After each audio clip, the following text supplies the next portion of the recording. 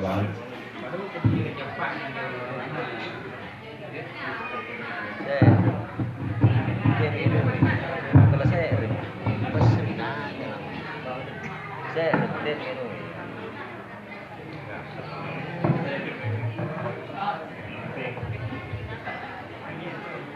قال الله تعالى في كتابه الكريم وهو أصدق القائلين واعبدوا الله مخلصين له الدين. وقال النبي صلى الله عليه وسلم إن الله لا ينظر إلى صوركم وأموالكم ولكن ينظر إلى قلوبكم وأعمالكم أو كما قال رسول الله صلى الله عليه وسلم. Alhamdulillah, bapak-bapak, ibu-ibu yang dimuliakan oleh Allah Subhanahu wa taala. Pada malam hari ini kita berjumpa kembali dalam satu pengajian rutin yang diadakan oleh PHBI. Dan malam ini bertema ibadah dalam membentuk karakter. Yang akan pertama kali saya bahas yaitu pertama kali makna ibadah. Apa itu ibadah? Ibadah ini bahasa Arab ibadah. Kata dasarnya adalah abadah, yang artinya adalah menghambakan diri. Abadah ya'budu abdan. Kata dasarnya adalah abdan. Abdan ini hamba, penghambaan. Maka pelaku dari ibadah, orang yang melakukan ibadah itu disebut dengan abdan, abd. Dan abdan ini artinya adalah hamba. Hamba. Maka makna daripada ibadah, ini kata alim ulama, adalah penghambaan diri kepada Allah Subhanahu wa taala. Jadi yang namanya hamba, hamba itu adalah seseorang yang tidak memiliki apa-apa. Termasuk dirinya pun dia tidak miliki. Jadi dirinya dia itu adalah milik tuannya. Kalau bahasa Makassarnya Ata, hamba. Maka hamba itu tidak memiliki dirinya sendiri. Dirinya adalah miliknya tuannya. Kalau tuannya suka, tuannya boleh memperkerjakan dia. Kalau tuannya suka, kalau tuannya tidak suka, maka tuannya akan menjual dia kepada orang lain. Ini kata-kata hamba seperti itu. Hamba itu orang yang tidak memiliki dirinya sendiri. Maka penghambaan ini artinya ibadah adalah melaksanakan apa yang diinginkan oleh tuan si hamba. Itu namanya ibadah. Nah, kalau ibadah secara bahasa. Maka kalau ada seorang hamba, dia ini disuruh oleh tuannya cuci kuda. Maka mencuci kuda itu sudah merupakan bentuk penghambaan. Kalau ada seorang hamba disuruh untuk pergi ke kebun, jaga kebunnya, suruh sirami kebunnya, suruh mupuk di kebunnya, ini juga sudah penghambaan. Ini ibadah secara bahasa, bukan secara istilah. Adapun kalau ibadah secara istilah, itu adalah melaksanakan semua perintah-perintah Allah dan menjauhi seluruh larangan-larangannya. Jadi apa yang diperintahkan oleh Allah kita kerjakan, itu ibadah dalam segala hal. Ada kalanya ibadah yang khusus ibadah, yang tidak bercampur dengan yang lain. Dan ada kalanya ibadah itu ibadah yang bisa jadi ibadah dan juga bisa jadi tidak jadi ibadah, tergantung niatnya. Kalau ibadah yang khas, ibadah yang khusus, itu seperti sholat. Itu sudah tahu, sholat itu bentuk ibadah yang khusus. Kemudian ada juga ibadah yang muhtarid, ada musytarak, bisa jadi ibadah, bisa juga tidak jadi ibadah. Seperti makan nasi, minum air. Itu kelihatannya bukan ibadah. Yang namanya manusia lapar, dia pasti makan. Cuma kalau manusia ketika dia makan, kemudian niatnya dalam hati, ya Allah, saya makan karena perintah Engkau. Kalau dalam Al-Quran itu ada perintah suruh makan kita. Kulu wasrabu wala tusrifu. Kulu, makanlah kamu, wasrabu, dan minumlah kamu. Nah, kalau kita makan, ada nasi, ada ikan.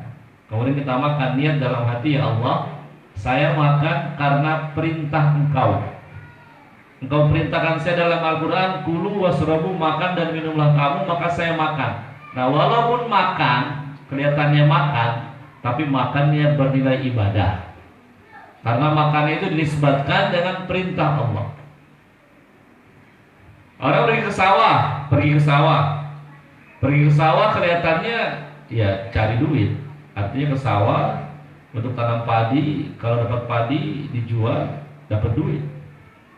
Atau bisa untuk kehidupan sehari-hari, buat makan sehari-hari. Kelihatannya bukan ibadah.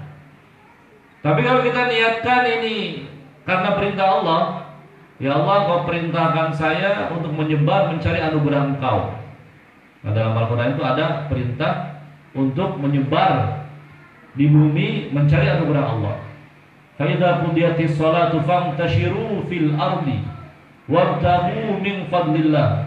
Ya Allah, aku nih pergi ke sawah karena perintah Engkau. Kau suruh aku menyebar di bumi untuk mencari anugerah Engkau. Nah, niatnya pergi ke sawah karena perintah Allah, maka nilainya ibadah. Makanya dulu Nabi Shallallahu Alaihi Wasallam pernah beliau bincang-bincang dengan para sahabat.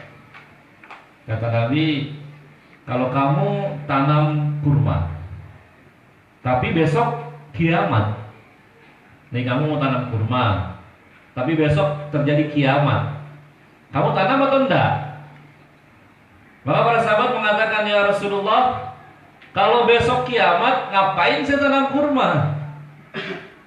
Saya tanam kurma itu pengen makan buah kurma, supaya dapat hasil buah kurma, sebagian bisa dimakan, sebagian bisa dijual.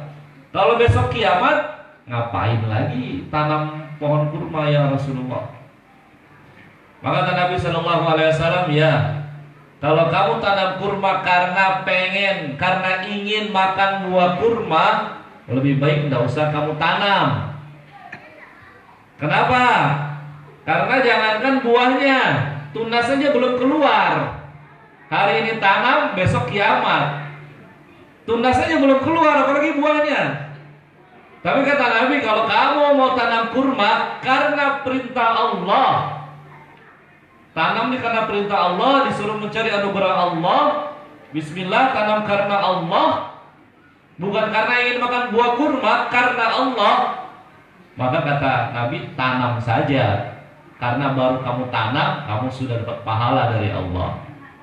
Jadi bisa kita bedakan nih antara ibadah. Ibadah itu apa? Mengerjakan sesuatu karena perintah Allah, itu adalah ibadah.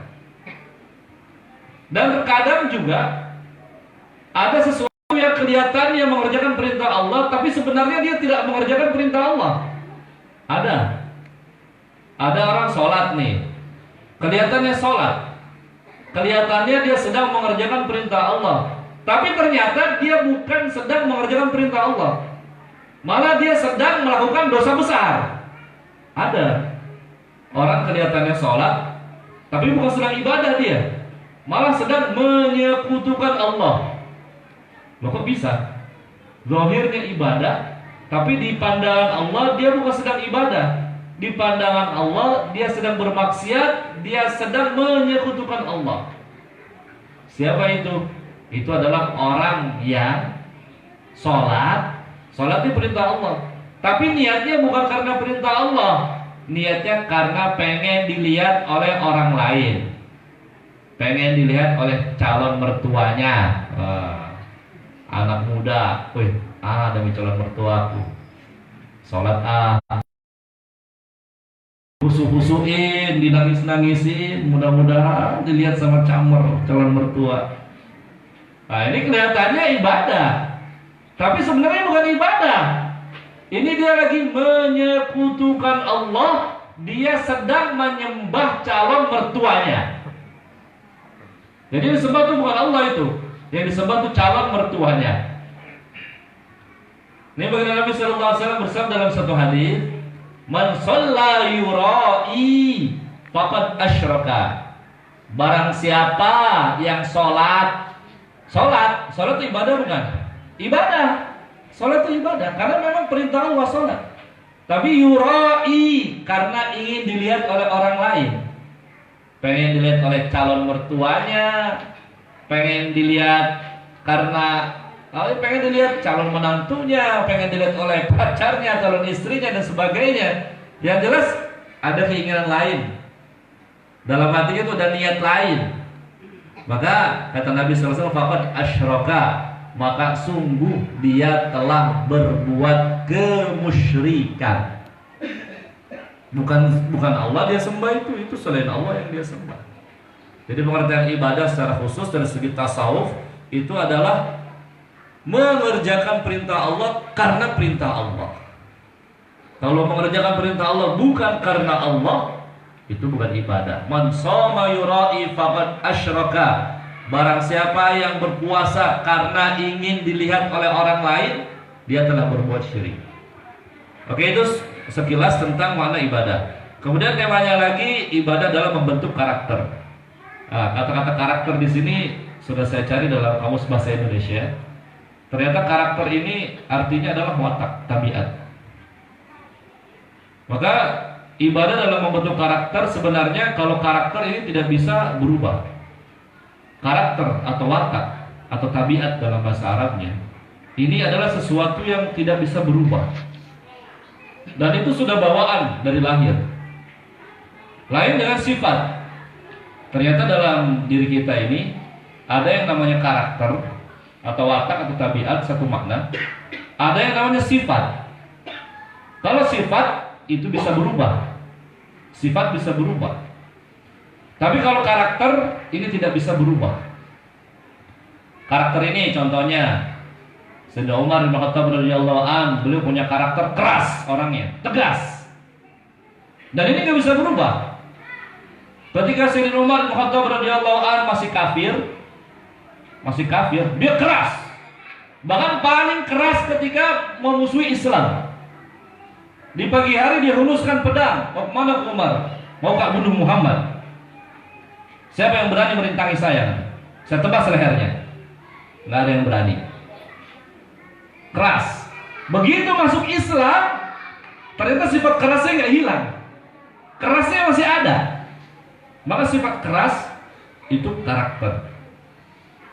Ada orang lembut, memang bawaannya dari lahir dia lembut. Lembut, kalau ngomong juga pelan, nggak pernah teriak-teriak. Orang kayak gini ya itu. Jadi kalau tabiat nggak bisa berubah. Makanya ada beberapa kejahatan ya, itu yang disebabkan karena tabiat. Salah satu kejahatan yang disebabkan oleh tabiat ini adalah mencuri. Pencurian itu kasus pencuri paluka itu tabiat.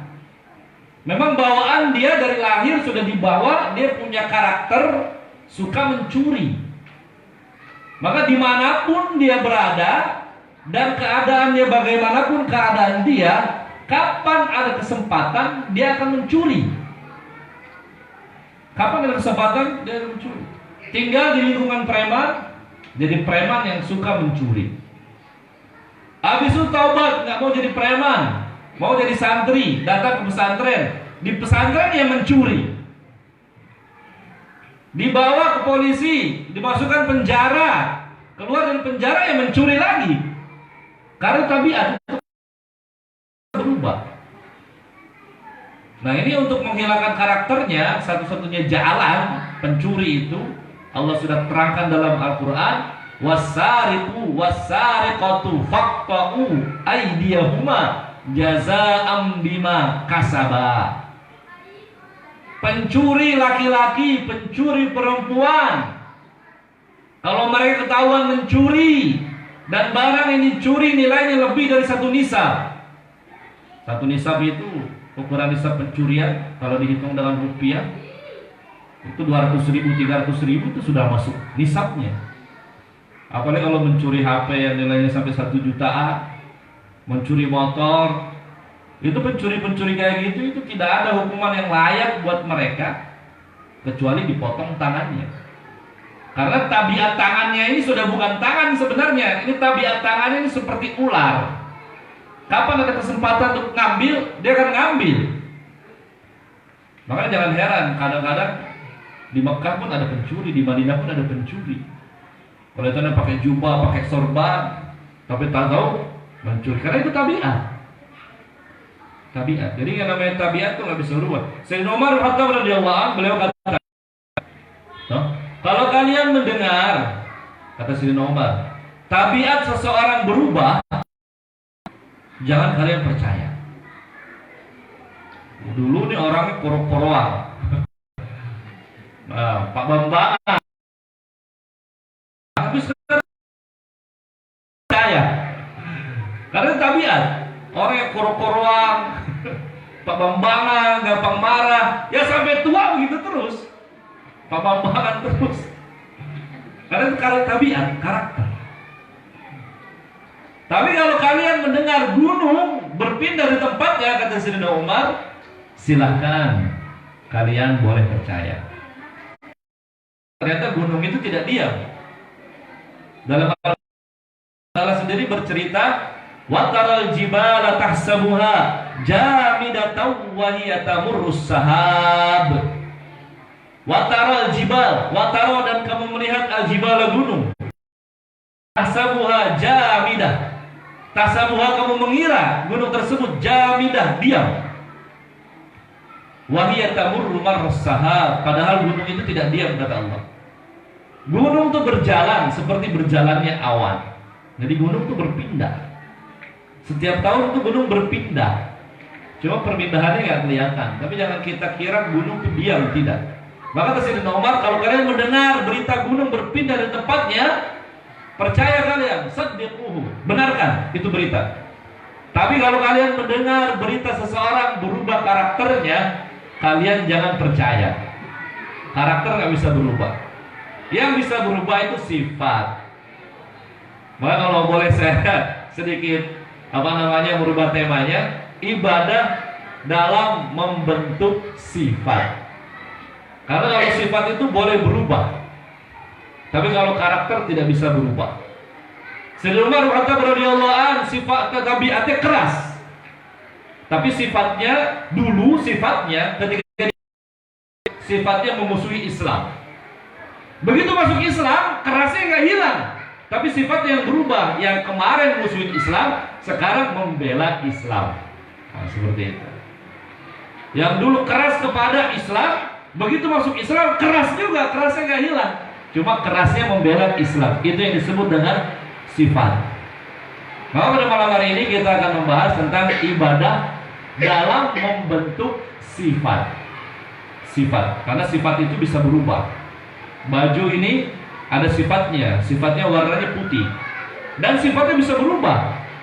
Ketika kita pakai kerja, kena keringat, kena debu, lama-lama nggak putih lagi, berubah jadi kuning.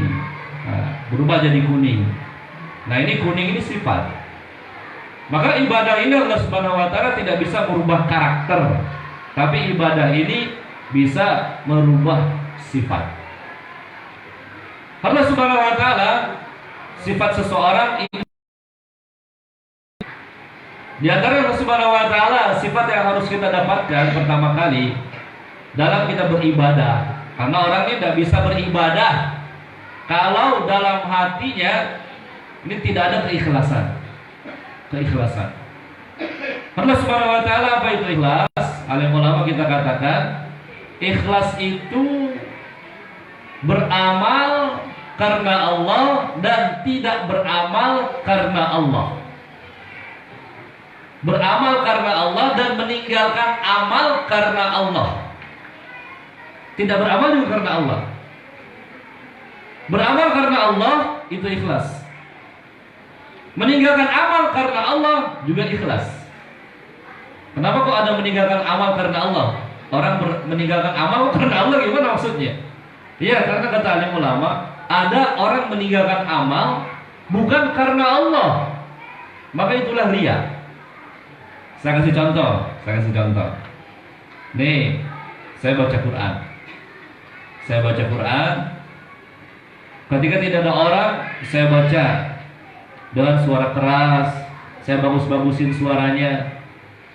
Begitu ada orang datang sama saya, duduk di samping saya, saya tutup Qurannya, saya berhenti. Terus kemudian dalam hati saya bilang, jangan sampai dia nuduh saya riya lagi. Nah, saya berhenti deh, ntar dibilang riya saya. Ntar saya dibilang riya. Nah yang kayak gini nih, kata alim ulama, orang yang meninggalkan amal karena takut dibilang riya, itulah hakikatnya riya. Jadi riya itu apa? Riya, pamer, itu apa? Meninggalkan amal, meninggalkan perbuatan baik karena takut disangka oleh orang dia riya. Itulah riya. Mau tahajud, nggak ada orang, akhirnya dia sholat tahajud. Ada orang, satu orang datang, nggak jadi ah.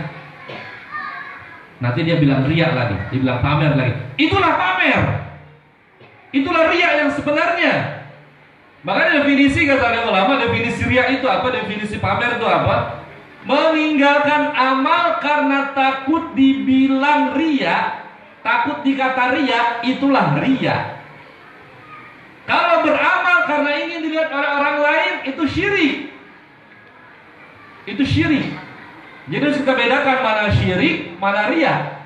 Makanya definisi ikhlas kata alim ulama, apa itu ikhlas?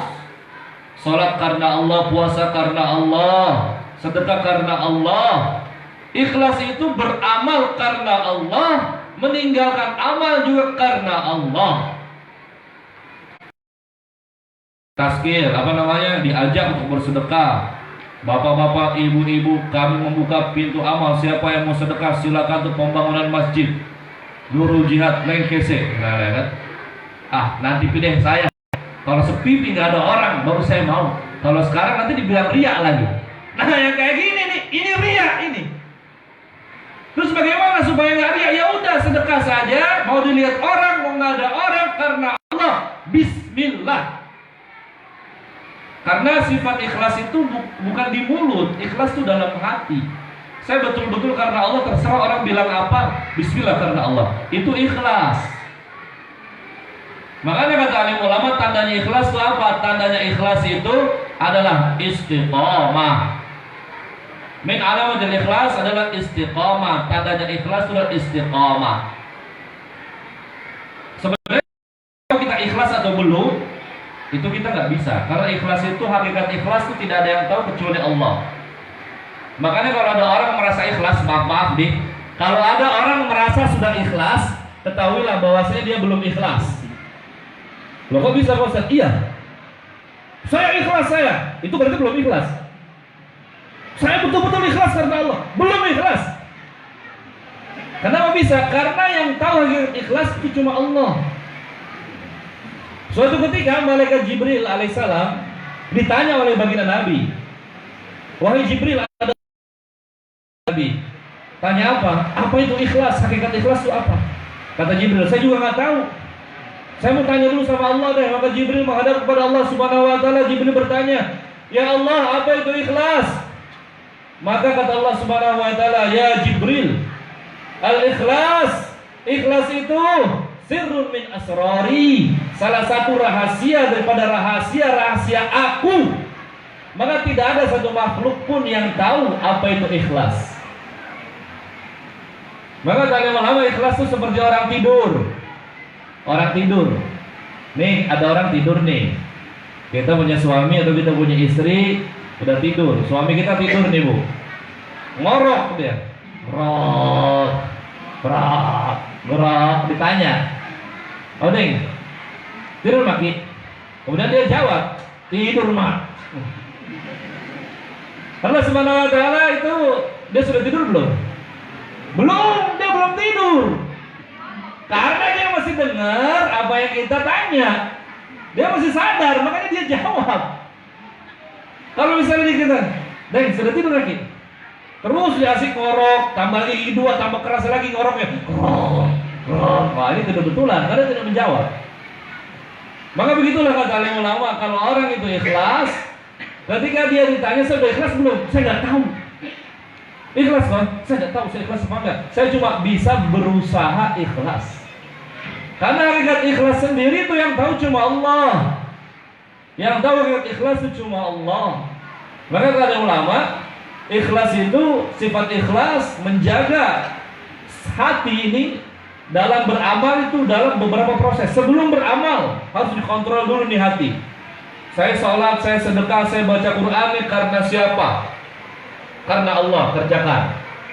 Di tengah-tengah amal dikontrol lagi. Jangan sampai di tengah amal berubah hati kita. Datang calon mertua, dibagus-bagusin suaranya, mudah-mudahan didengar supaya naiknya agak murah. Nah, kalau kayak gini berarti di tengah-tengah dia beramal, hatinya sudah berubah. Tadi dia ikhlas, kemudian di tengah-tengah beramal jadi tidak ikhlas lagi. Kalau terjadi seperti itu, kata alim ulama, maka segera diluruskan niatnya. Kembali katakan, bukan karena camer, bukan karena calon mertua, karena Allah. Kemudian yang ketiga, cara ikhlas, kata alim ulama, untuk mendapatkan hakikat ikhlas, selepas beramal, jangan diceritakan kepada siapa-siapa. Karena dikhawatirkan kalau kita ceritakan kepada siapa-siapa, keikhlasan kita hilang. Ikhlas itu berat loh, Bu. Dalam beramal ikhlas itu berat, tidak mudah, sulit. Abu Hurairah radhiyallahu an, beliau pernah menceritakan satu hadis. Ini hadis ini ditulis oleh Imam Tirmidzi dalam kitabnya Sunan Tirmidzi. Abu Hurairah radhiyallahu an ditanya oleh salah seorang sahabat, "Wahai Abu Hurairah, adakah satu hadis yang diriwayatkan oleh Nabi yang mana kamu dengan Nabi hanya berdua saja?" Artinya curhat, hadis curhat. Yang berdua, empat mata. Maka Abu Hurairah radhiyallahu anhu beliau mengatakan, "Aku akan meriwayatkan kepadamu satu hadis yang mana saya dengan Nabi hanya berdua dalam satu kamar." Terus kemudian Nabi SAW menceritakan satu hadis. Tapi sebelum itu Abu Hurairah terus menangis, meneteskan air mata. Tambah menjadi-jadi nangisnya, akhirnya Abu Hurairah radhiyallahu an saking kencangnya menangis jatuh pingsan. Temannya kaget. Akhirnya tunggu sadar, kemudian diusap-usapkan air di mukanya, Abu Hurairah sadar. Bilang lagi, "Aku akan meriwayatkan kepada kamu satu hadis yang mana ketika Nabi meriwayatkan hadis ini kepadaku dalam keadaan aku berdua dengan Nabi." Maka nangis lagi Abu Hurairah. Saat tambah keras nangisnya, akhirnya jatuh pingsan.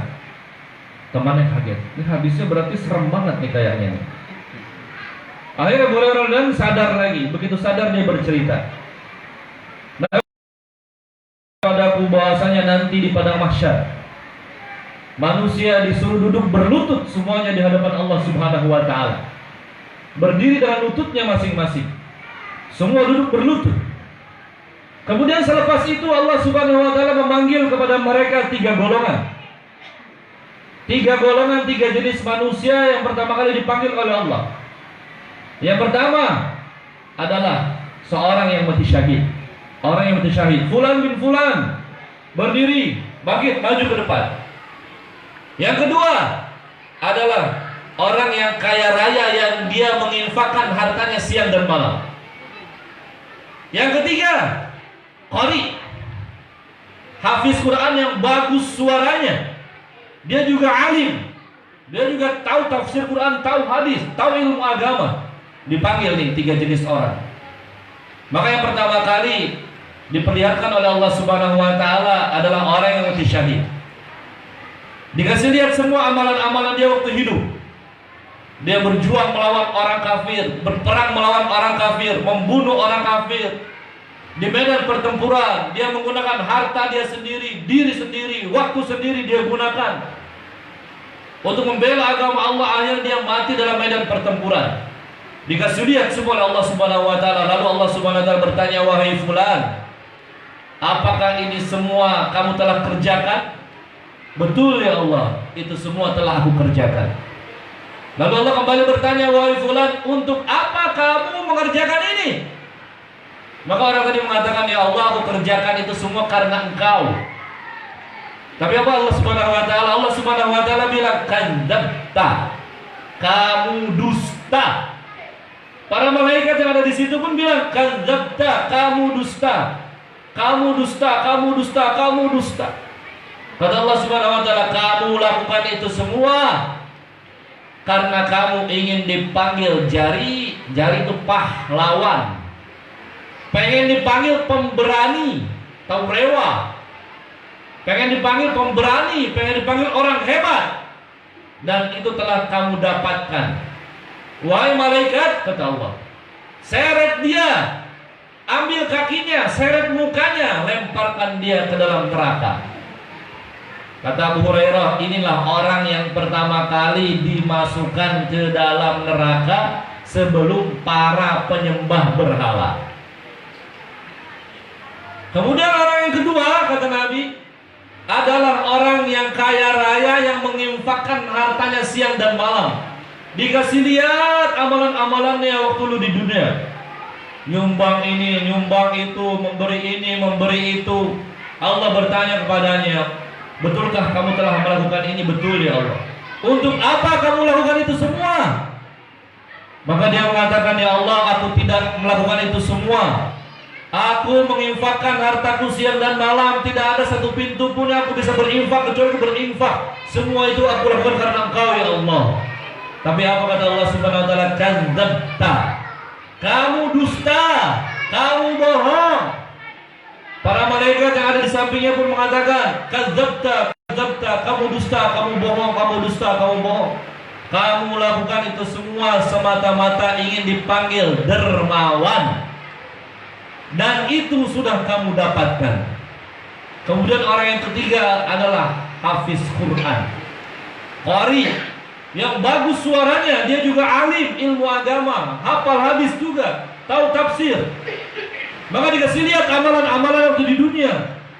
Dikasih lihat ketika dia membacakan Quran, ketika dia menjadi imam. Allah Subhanahu wa taala dikasih lihat semua. Maka Allah bertanya, kamu kenal dengan amalan-amalan ini? Betul ya Allah. Untuk apa kamu lakukan itu semua? Maka dia menjawab, ya Allah, aku lakukan itu semua karena untuk mencari ridho Engkau.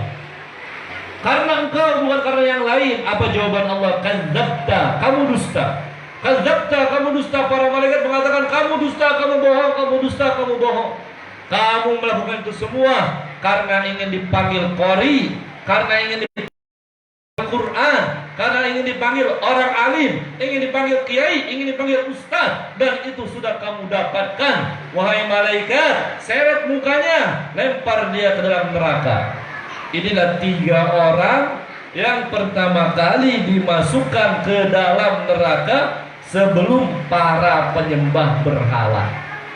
Mereka bukan orang ahli maksiat, mereka bukan orang jahat, mereka orang baik. Tapi sayang, kebaikannya tidak tulus karena Allah.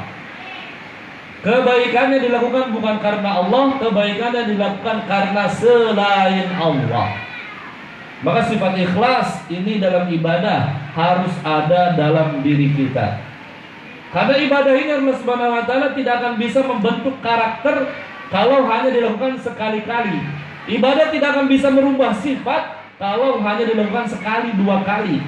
Ibadah ini akan bisa merubah sifat kalau dilakukan berkali-kali, alias istiqamah. Dan seseorang tidak bisa istiqamah kalau dia tidak